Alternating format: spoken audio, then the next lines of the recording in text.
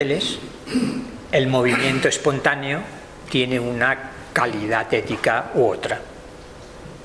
Entonces, en el mundo animal que compartimos, la ética mental, sociocultural, no tiene sentido.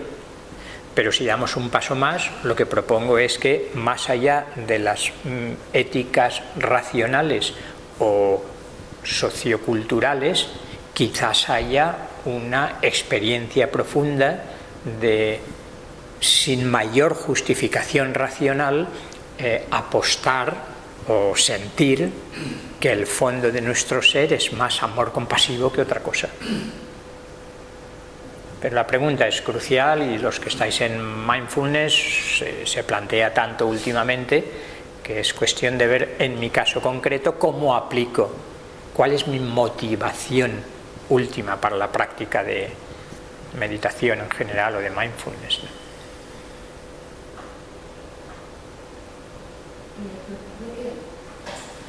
Ahora cuando hablas de ética, me digo que subes los niveles de conciencia para que te sin un foco.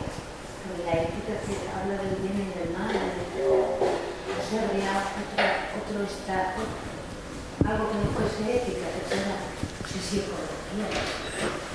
La ética es del nivel de conciencia, una ecología de conciencia. Es que no sé cómo reflexionaba esa persona.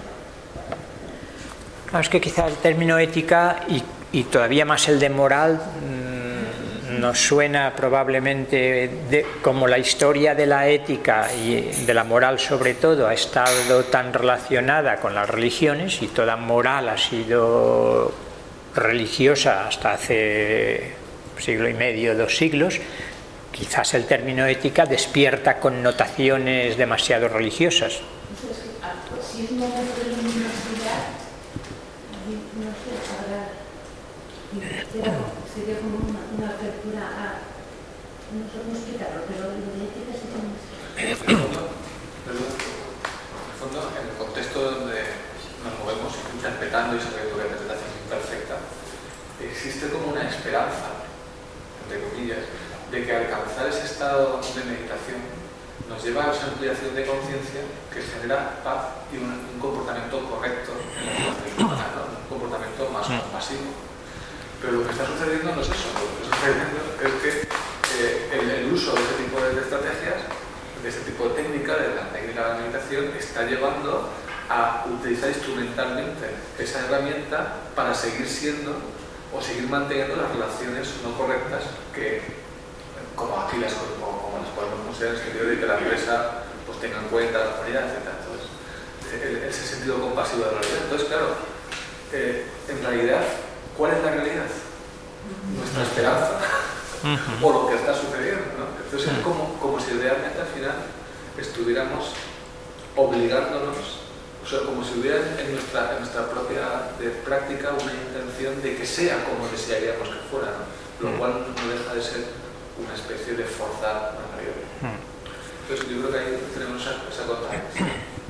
Me venía cuando comentabais alguien tan poco sospechoso de metafísico como es John Stuart Mill, el creador, no, pero el máximo exponente del utilitarismo ético, en el problema de lo que hoy llamaríamos los derechos de los animales. Hacía esa llamada a la experiencia cuando yo hablaba de una fundamentación experiencial de la ética.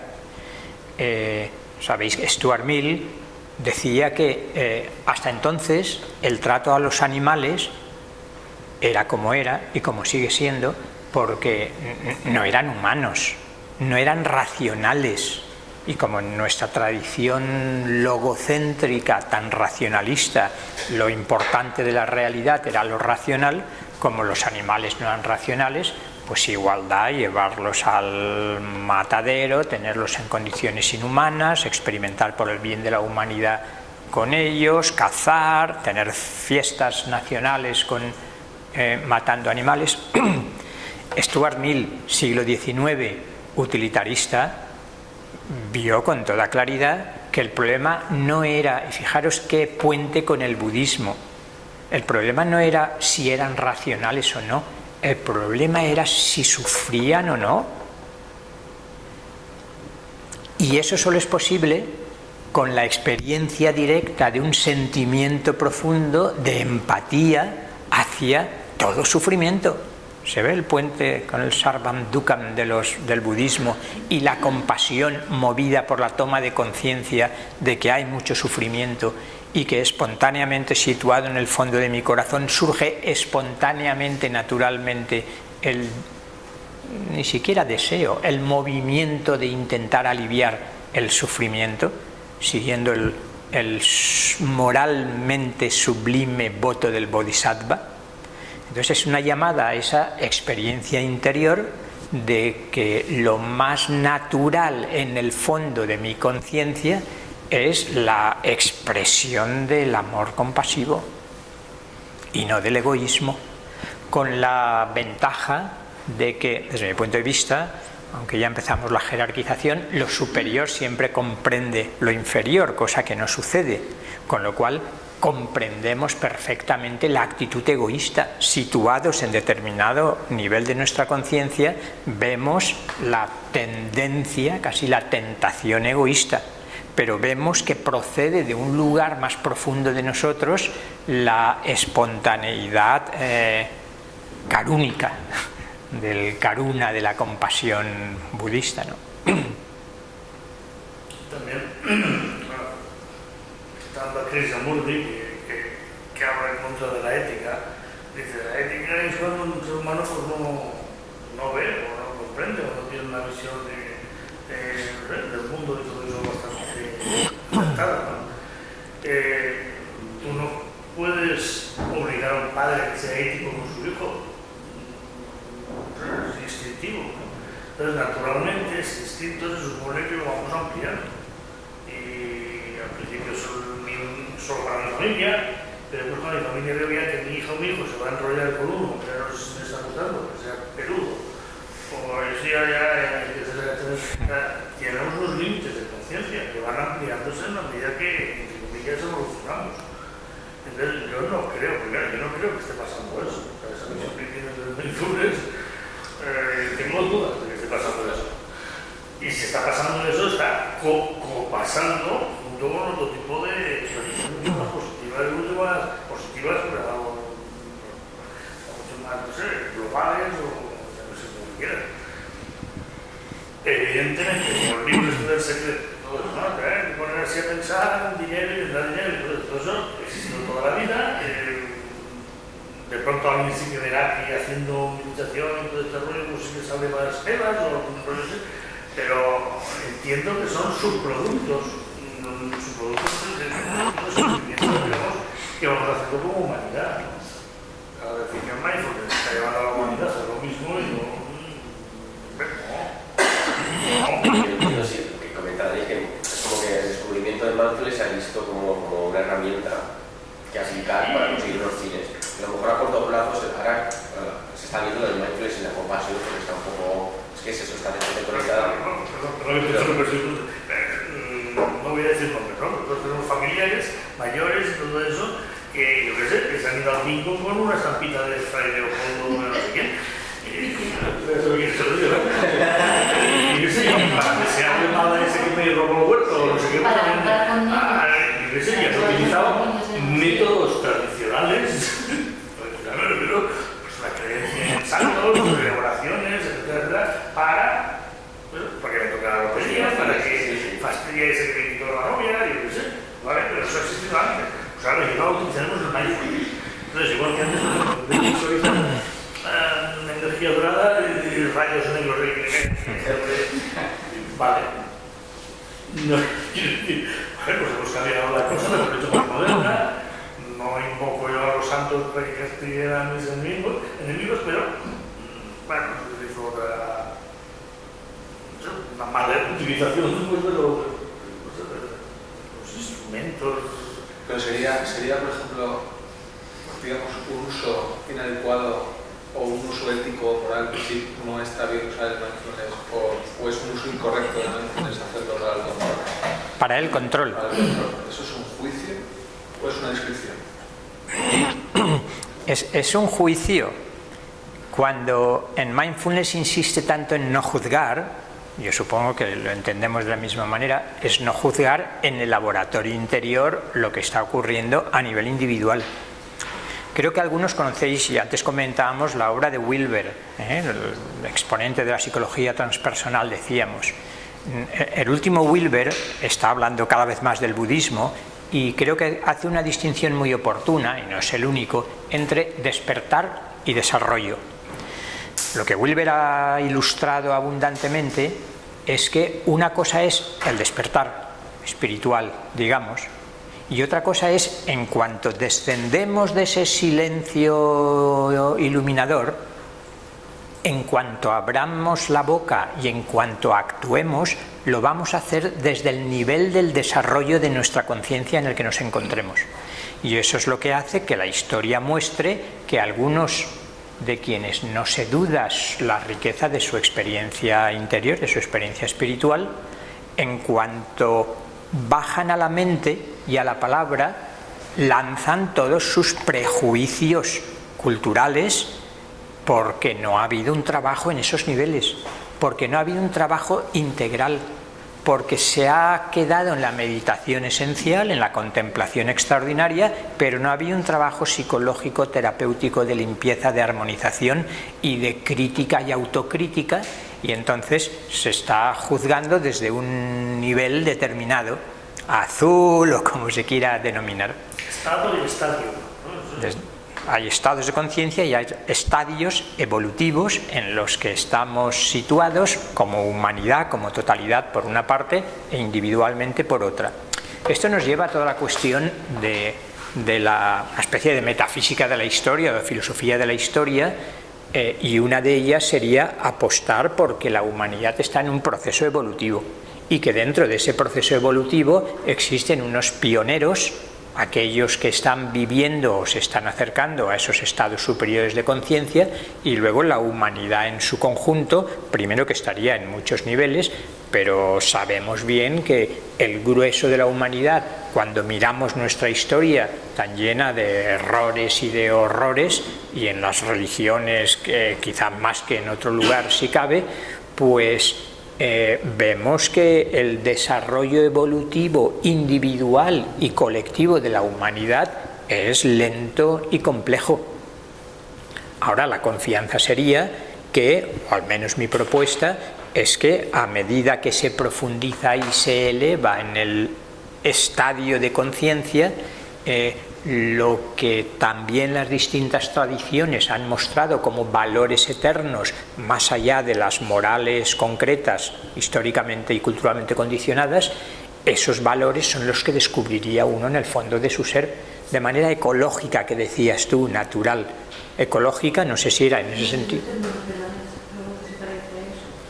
Claro, por eso quizás no sea oportuno hablar de moral o de ética, sino hablemos de sensibilidad, como cuando Stuart Mill dice, oiga, es que ¿por qué juzga usted que la cuestión es ser racional o no? Y si no es racional un ser, ¿está justificado cualquier tipo de sufrimiento?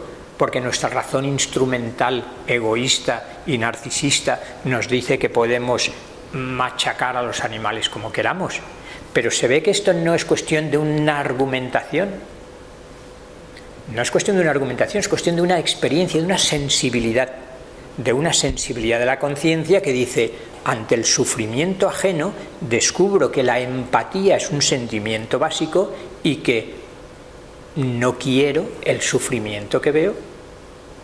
Llámesele amor, llámesele compasión, llámesele empatía, pero el caso es que uno descubre como el fondo de su ser ese sentimiento.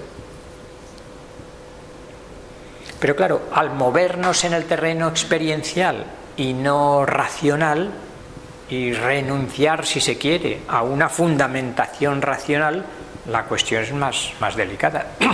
Aunque todas las fundamentaciones racionales han sido brutalmente cuestionadas. Lo cual nos lleva que al camino del descenso hay que tener esa sensibilidad muy, digamos, muy presente para detectar cómo estás, digamos, concretando tu estado de conciencia. Es lo que decíais, que ha existido siempre. La magia de todos los colores se basa en el uso de herramientas como esta. En el uso, y se puede utilizar para hacer el bien en el sentido no ético, sino de sanar a los otros, o para herir o hasta matar a los otros. El instrumento es el mismo, el cuchillo es el cuchillo, pero lo puede utilizar para sanar en una operación o para matar en un asesinato brutal. Entonces, la meditación tiene un aspecto de instrumento. Y por tanto, con ese instrumento, con esa herramienta, se pueden hacer cosas muy distintas. Eso es un hecho. Por tanto, lo más importante, y es lo que algunos están haciendo, hay buena parte del budismo criticando el mindfulness secular por ese enfoque descontextualizador.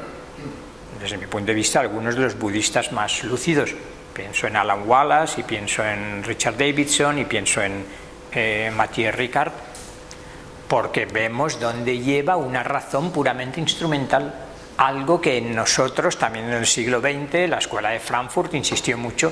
Si nos quedamos en una razón puramente instrumental, estamos perdidos.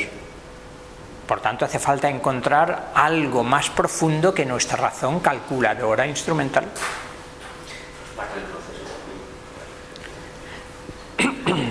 Es parte del proceso. La expansión a algo es parte del proceso para que luego sea el siguiente estadio. Si se llega a algo negativo con respecto a... Es parte del proceso para que luego se pueda revertir, que es parte de la experiencia también, ¿no? Como de cualquier otro modo, otra herramienta, cualquier otro... No va a cerrarlo ni herramienta, sino cualquier elemento novedoso. Una clase de experimentación a través de la que vas a aprender, ¿no? Vas a ver cómo entiendo yo.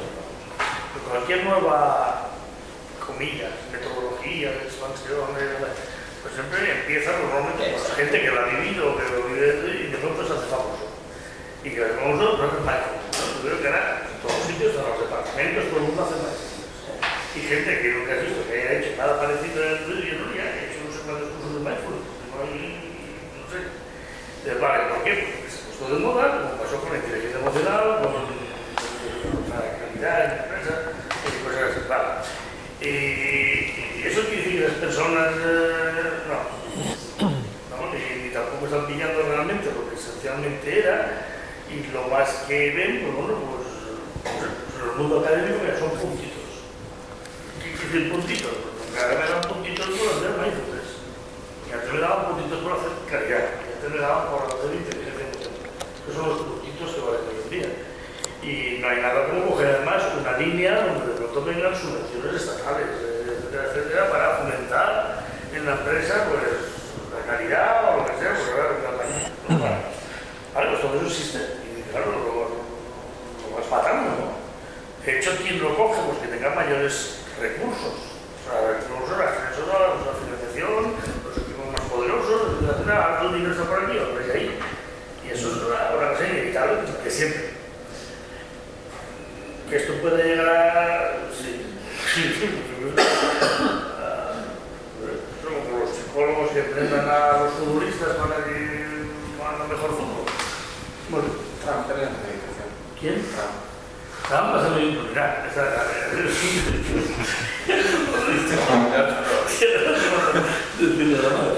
Es una trampa más que te pone.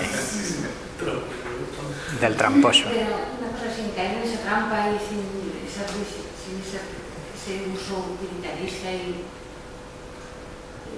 el nombre también de este seminario un poco, yo creo que sí que tenemos que puede ser muy eficaz, no sabría, para despertar en los estudiantes, para crear un clima de utilizándolo en la educación.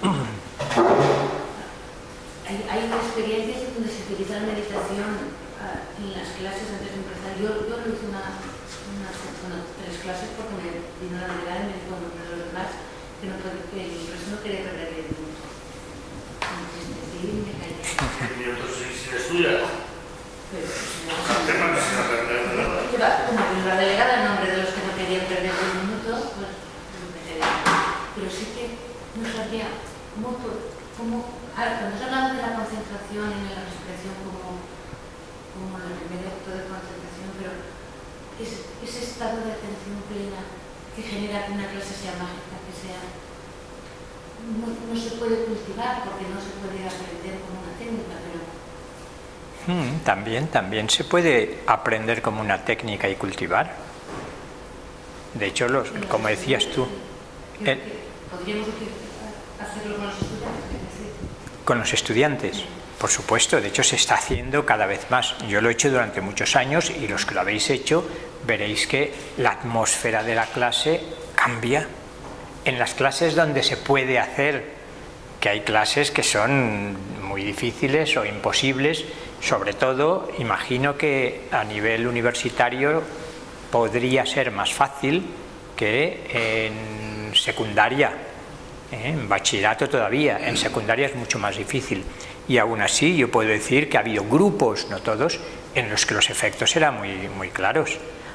Dura más o menos como a nosotros individualmente, pero ves cómo está la clase y que después de 5 minutos, 7, yo no hacía más, pero es suficiente para que la atmósfera energética, si queréis, o como queráis llamarlo, no le pongamos nombre, la atmósfera de la clase cambia y surge otro tipo de relación y otro tipo de escucha. Mindfulness es sobre todo aprender la escucha, dice Jon Kabat-Zinn en muchas ocasiones, ¿no? Entonces yo creo que, se está haciendo, lo sé positivamente, cada vez en más lugares, en más escuelas, incluso en los niños pequeños.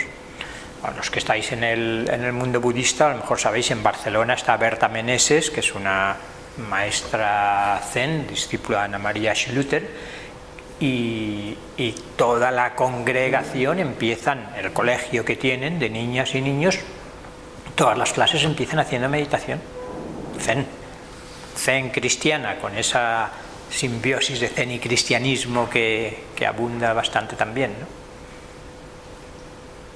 Pero claro, yo creo que eso es la aplicación práctica. Si conseguimos enseñarles que comiencen sus actividades simplemente como armonización, se ve que aquí habla un lenguaje, pues, y cada vez más cuando he sabido que muchos de vosotros estáis o en mindfulness o en otros tipos de meditaciones, pero si no, claro, al alumno otra terminología, armonización. Es que ni siquiera, a mí no se me ocurriría hablar de contemplación, quizá ni siquiera de meditación, de interiorización, de armonización. Vamos a hacer una armonización al empezar la clase. Y diriges una visualización, como decíamos al principio, no ahora la presencia pura, no le vas a decir presencia pura a los de 14 años, pero sí visualiza que estás en una playa tranquila, serena, silencio. Si consiguiéramos enseñarles de manera generalizada y además experiencial para ellos la conveniencia de una armonización antes de la clase, antes de empezar a estudiar, aquellos casos que vemos que son incapaces de concentrarse. Sabéis que está también en los estudios que han hecho, sobre todo en mindfulness, antes decía cómo se ha analizado sistemáticamente los beneficios neurológicos, los psicológicos y los académicos también. Y la falta de concentración y de atención es el mayor de los males, en el alumno y en todos, pero a partir de ahí viene todo lo demás. Si conseguimos que aprendan a concentrar su atención, a escuchar y a estar en cierto silencio, es que se abre una puerta completamente distinta en la educación, como en todo. Y en psicología entiendo que vas a decir. Incluso dentro del paradigma dominante cognitivo-conductual, hablemos de relajación, que no está tan lejos. Una breve relajación coloca, entre comillas, casi tan bien en ocasiones como la meditación más sofisticada. Por tanto, una relajación sencilla y el estado es el mismo. Se puede añadir algún paso más a la relajación puramente neuromuscular, pero la relajación está ya a mitad de camino y en ocasiones al final del camino, en ese no lugar donde no hay camino. Para cerrar la clase también.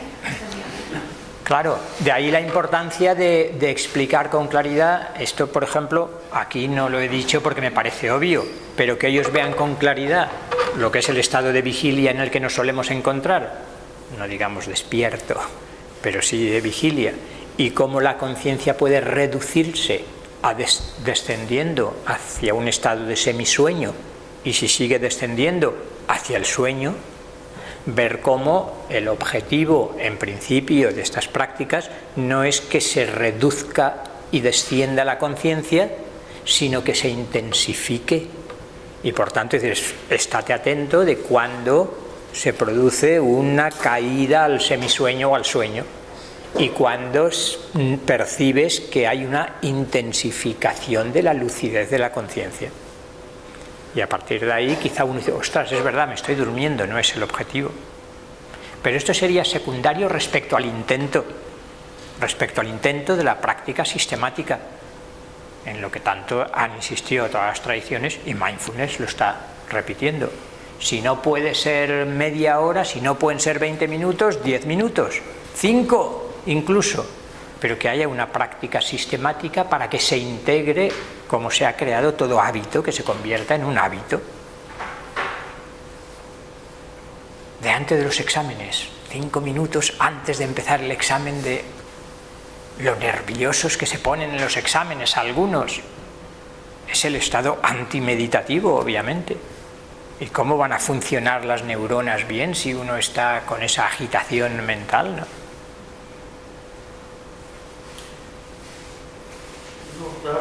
¿Tenéis alguna idea, por ejemplo, del mundo de la empresa? Creo que habría como dos aproximaciones, ¿no? Esto de mindfulness, porque sería la obvia, la de siempre. Hemos puesto cursos de mindfulness en nuestra empresa y la productividad sube, ¿no? Es el tradicional occidental, el de siempre, ¿no? Pues, antes pues era con inteligencia emocional o con... Vale. Pero esto podría ser una fobia más, por utilizar una literatura estándar, lo llaman estratégico o fundamental o aspecto esencial de la empresa, ¿no? Y yo creo que es ahí donde realmente tiene potencia, o debería tener potencia, ¿no? Porque lo que he comentado un poco con el Nías, que digo, la empresa, desgraciadamente, hoy en día es la dueña del mundo. O sea, son empresas y organizaciones, no es una broma. Entonces, ¿cómo podemos ir? Tampoco es que vayamos a ir en contra de ese tipo de empresas. El capitalismo es una mierda, pues la mierda no es empresa. Obviamente no, porque entonces desapareceremos como academias. Pero yo creo que hay una actitud que es está íntimamente ligada con la meditación, que amplía los horizontes, digamos, de la visión, digamos, del empresario, de la empresa, etcétera, etcétera, y la hace funcionar de otra forma, que no es exactamente para maximizar el beneficio, ni para ganar más dinero, ni etcétera, etcétera, etcétera. Y eso es absolutamente posible en personas que normalmente tienen sitios elevados en las empresas, se les supone cierto grado evolutivo, pues para pensar que ese cambio puede darse. No sé si me estoy explicando, no estamos hablando de cambio de unas cosas que son malísimas, que son hijas del demonio o que son muy poco evolucionadas. Probablemente el mindfulness sería un estado que estaría cerca de, no digo la mayoría de ellos, pero de gran parte de ellos, ¿no? Entonces, ¿cómo incidir, por ejemplo, en movimientos de esta? No, pero movimientos como, por ejemplo, esto no ahora mismo de gran línea, pues de la empresa compasiva, la pasión de las organizaciones, lo que llaman el capitalismo consciente, etcétera, etcétera, etcétera, son organizaciones dentro de empresas que no van muy lejos, pero creo que están conservando la estructura, digamos, tal como es, pero lo que están dándose cuenta es que, bueno, lo que llamamos la misión de la empresa no puede seguir siendo la tradicional, ¿no? Los perdidos, las mineros, etcétera, etcétera, sino que se ha hecho un poquito más listo. No sé si tienes una idea. Sí, de hecho yo creo que otro puente es la ética de la empresa. Aquí en Valencia tenéis a Jesús Cuní sobre todo y a De la Cortina, que han trabajado especialmente la ética en la empresa, y creo que va en esa dirección el convencimiento por parte del empresario de que determinadas condiciones éticamente más recomendables le resultan beneficiosas también. De todas maneras, el riesgo de eso es que seguimos inmersos en el enfoque pragmático utilitarista, como cuando el medioambientalismo quiere determinadas medidas simplemente porque si no se nos agotan los recursos naturales. Eso está muy bien, pero qué pobreza respecto a una ecología más profunda, sin referirme a la deep ecology, de pensar, no, es que una vez más la fundamentación experiencial, mística entre comillas, en vez de racional instrumental. Racional instrumental es, estamos destrozando el planeta, se nos acaban los recursos, esto no puede ser, crecimiento cero, descrecimiento. Pero la motivación última, qué distinta es cuando hay un sentimiento de que el planeta Tierra, Gaia, es una conciencia, que es nuestra madre, como algunas tradiciones lo presentan, simbólicamente, que somos parte de la Tierra, que somos parte de la Tierra física por nuestro cuerpo y parte de la conciencia planetaria por nuestra conciencia, y que por tanto no vamos a herir y dañar a una parte de nuestro propio ser. ¿Se ve? En esa línea una actitud ante la naturaleza. Thich Nhat Hanh lo ha dicho de manera bellísima en varios de sus libros, y es aquello en una atmósfera un poco budista que va apareciendo por aquí a través de mindfulness, cuando Thich Nhat Hanh dice la conciencia de que el más sublime de los bodhisattvas es la tierra.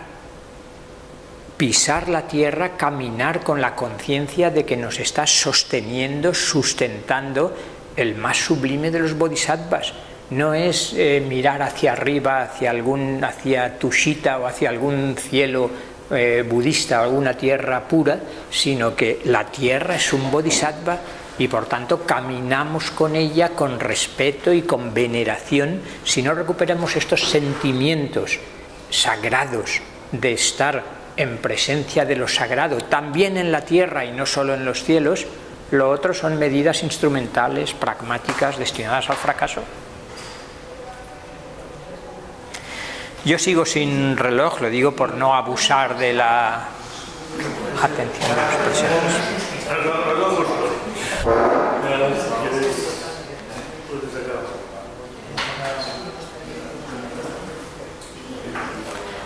¿Alguna última observación o comentario por vuestra parte?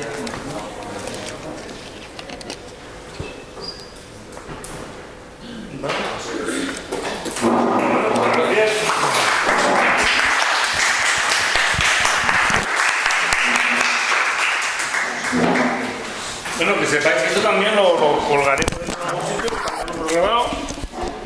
Y bueno, y a los que os interese que sepáis que GlobeCon seguimos con actividades en breve, ¿no? Después de verano, pues haremos un congresito GlobeCon en general. Vale.